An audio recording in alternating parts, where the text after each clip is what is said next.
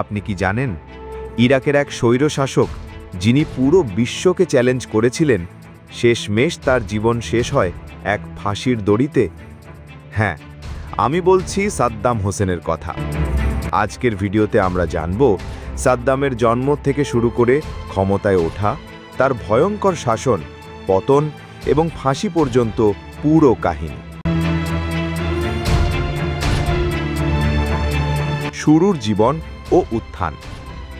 সাদ্দাম হোসেনের জন্ম 1937 সালের 28 এপ্রিল ইরাকের তিকরিত নামক শহরের কাছের এক দরিদ্র গ্রামে। ছোটবেলায় তিনি দারিদ্র্যের মধ্যে বেড়ে ওঠেন।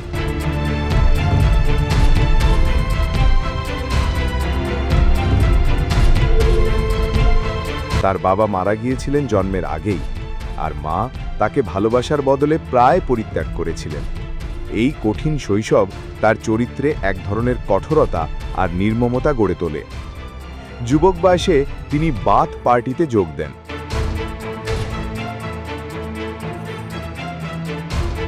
এই দলটি ছিল আরব জাতীয়তাবাদ, সমাজতন্ত্র এবং শক্তিশালী শাসনের পক্ষে। সাদ্দাম ধীরে ধীরে দলের ভেতর প্রভাবশালী হয়ে ওঠেন।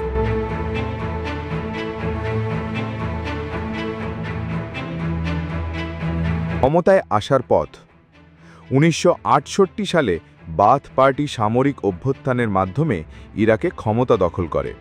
প্রথমে সাদ্দাম ছিলেন রাষ্ট্রপতি নন, বরং নিরাপত্তা বাহিনী ও দলীয় রাজনীতির মূল নিয়ন্ত্রণ তার হাতে চলে যায়।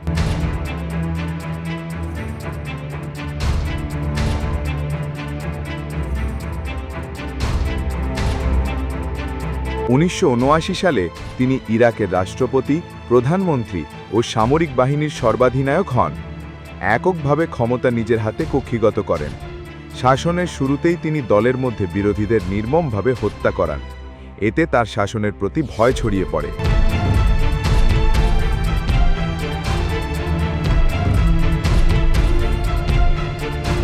সাদ্দাম হোসেন প্রায় 24 বছর ধরে 1979 থেকে 2003 ইরাক শাসন করেন। তার শাসনকালে কিছু বড় ঘটনা হল: 1. ইরান-ইরাক যুদ্ধ 1980 থেকে 1988।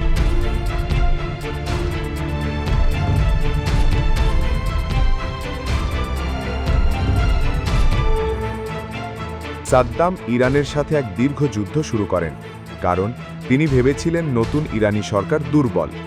এই যুদ্ধে প্রায় 10 লক্ষ মানুষ মারা যায়। যুদ্ধ শেষে কেউই জেতেননি, বরং উভয় দেশ ভীষণ ক্ষতিগ্রস্ত হয়।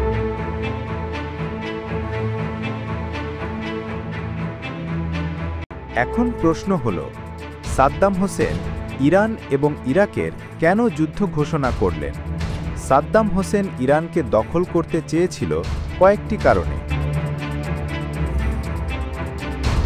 প্রথমত, ইরানের আরব অধ্যুষিত প্রদেশ খুজেস্তান দখলের মাধ্যমে সাদ্দাম হোসেন নিজের ক্ষমতা বৃদ্ধি করতে চেয়েছিল। দ্বিতীয়ত, তিনি ইরানের ইসলামিক বিপ্লব যাতে ইরাকে ছড়িয়ে না পড়ে তা ঠেকাতে চেয়েছিলেন। এছাড়া ইরাক ও ইরানের মধ্যে ঐতিহাসিক ও রাজনৈতিক দ্বন্দ্ব এর একটি কারণ ছিল। সংক্ষেপে, সাদ্দাম হোসেনের ইরান দখলের মূল কারণগুলি হল ভূরাজনৈতিক ও কৌশলগত কারণ। সাদ্দাম হোসেন ইরানকে দুর্বল করে মধ্যপ্রাচ্যে নিজের প্রভাব বিস্তারের চেষ্টা করছিলেন। খুজেস্তান প্রদেশ দখলের মাধ্যমে তিনি ইরানের তেল সম্পদ ও কৌশলগত অবস্থান নিজেদের নিয়ন্ত্রণে আনতে চেয়েছিলেন। 2. রাসায়নিক অস্ত্র ব্যবহার। যুদ্ধের সময় এবং বিশেষ করে কুর্দি জনগোষ্ঠীর বিরুদ্ধে তিনি রাসায়নিক গ্যাস ব্যবহার করেন। 1988 সালে হালাবজা শহরে প্রায় 5000 মানুষ একদিনে মারা যায়। 3. কুয়েত দখল। 1990 সাদ্দাম হঠাৎ করে কুয়েত আক্রমণ করেন। এর ফলে বিশ্বজুড়ে ক্ষোভ ছড়িয়ে পড়ে। যুক্তরাষ্ট্র নেতৃত্বাধীন এক জোট সেনা গালফ ওয়ারে ইরাককে হারায় এবং কুয়েতকে মুক্ত করে। এখন আপনার মনে একটি প্রশ্ন ঘুরপাক খাচ্ছে: সাদ্দাম হোসেন কুয়েত কেন দখল করতে চেয়েছিল? কুয়েত দখলের কারণ হল তেল সম্পদ। কুয়েত বিশ্বের অন্যতম তেল সমৃদ্ধ দেশ ছিল এবং ইরাকের অর্থনীতি তখন বেশ দুর্বল ছিল। সাদ্দাম হোসেন কুয়েতের তেল সম্পদ দখল করে ইরাকের অর্থনীতিকে শক্তিশালী করতে চেয়েছিলেন। রাজনৈতিক প্রভাব। কুয়েতকে দখল করে সাদ্দাম হোসেন মধ্যপ্রাচ্যে তার রাজনৈতিক প্রভাব আরও বাড়াতে চেয়েছিলেন। তিনি নিজেকে একজন প্রভাবশালী নেতা হিসেবে প্রতিষ্ঠা করতে চেয়েছিলেন।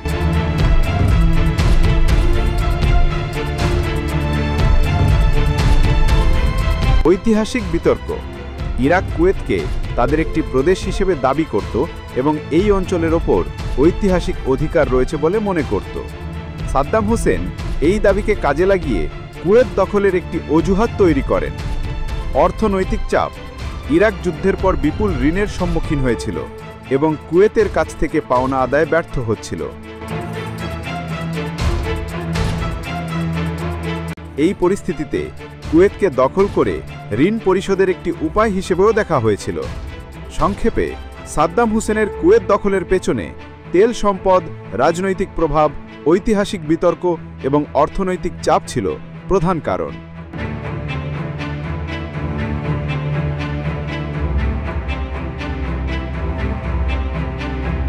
স্বৈরাচারী শাসন। তিনি সব বিরোধীকে দমন করতেন। ভয়, হত্যা, গোপন পুলিশ ও সেনাবাহিনীর শক্তির মাধ্যমে দেশ চালাতেন। অনেক মানুষ তার শাসনে ভীত হয়ে জীবন কাটিয়েছে। যুক্তরাষ্ট্রের আক্রমণ ও পতন। ৯/১১ হামলার পর মার্কিন যুক্তরাষ্ট্র ইরাককে সন্ত্রাসবাদের সঙ্গে যুক্ত বলে অভিযোগ তোলে। প্রেসিডেন্ট জর্জ বুশ দাবি করেন ইরাকের কাছে বিধ্বংসী অস্ত্র বা WMD রয়েছে, যদিও পরে এই অস্ত্র পাওয়া যায়নি। ২০০৩ সালে যুক্তরাষ্ট্র ও তার মিত্ররা ইরাকে আক্রমণ চালায়। কয়েক সপ্তাহের মধ্যেই সাদ্দামের সরকার ভেঙে পড়ে। তিনি লুকিয়ে পড়েন। সাদ্দামের গ্রেফতার। এরপর পুরো ৩৫ বছর তিনি পলাতক ছিলেন। ২০০৩ সালের ডিসেম্বর মাসে মার্কিন সেনারা তাকে তিকরিতের কাছেই এক গোপন ভূগর্ভস্থ গর্ত থেকে ধরে ফেলে। তাকে পাওয়া যায় ক্লান্ত, দাড়ে গোফে ভরা, একেবারে ভিন্ন রূপে।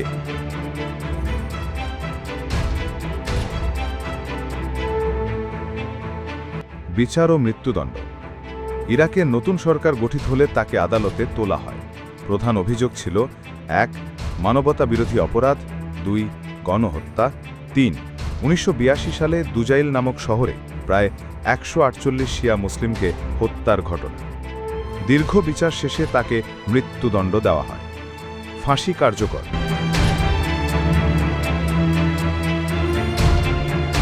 ২০০৬ সালের ৩০ ডিসেম্বর সকালে তাকে ফাঁসি দেওয়া হয়। ফাঁসির মুহূর্তের ভিডিও ফাঁস হয়ে যায়, যা বিশ্বজুড়ে আলোড়ন তোলে। কেন তাকে ফাঁসি দেওয়া হলো? কুর্দি জনগণের ওপর রাসায়নিক অস্ত্র ব্যবহার, হাজার হাজার বিরোধীকে হত্যা, ১৯৮২ সালের দুজাইল হত্যাকাণ্ড, দীর্ঘদিন স্বৈরাচারী শাসন, মানবাধিকার লঙ্ঘন। পরিণতি। তার মৃত্যুর পর ইরাকে স্থিতিশীলতা আসেনি, বরং দেশ গৃহযুদ্ধ, সন্ত্রাসবাদ, সাম্প্রদায়িক দ্বন্দ্বে জড়িয়ে পড়ে। অনেকে মনে করেন যদিও সাদ্দাম ছিলেন নির্মম, তার আমলে অন্তত দেশ একত্রে ছিল। আবার অনেকে মনে করেন তার পতন ছিল জনগণের জন্য মুক্তির শুরু। উপসংহার: সাদ্দাম হোসেনের জীবন হল এক নাটকীয় ইতিহাস। দারিদ্র্য থেকে ক্ষমতার শীর্ষে ওঠা, একনায়ক হয়ে দেশ শাসন করা, নির্মমতা ও ভয় দেখিয়ে ক্ষমতা ধরে রাখা, এবং শেষমেশ জনগণের ক্ষোভ ও আন্তর্জাতিক রাজনীতির কারণে পতন। তিনি ছিলেন একদিকে ভয়ঙ্কর শাসক, অন্যদিকে মধ্যপ্রাচ্যের এক রহস্যময় চরিত্র। এই ছিল সাদ্দাম হোসেনের বায়োগ্রাফি, এবং এই ভিডিওর কোন অংশটা আপনাদের কাছে ভালো লেগেছে আমাদেরকে কমেন্ট করে জানিয়ে দিন। ধন্যবাদ।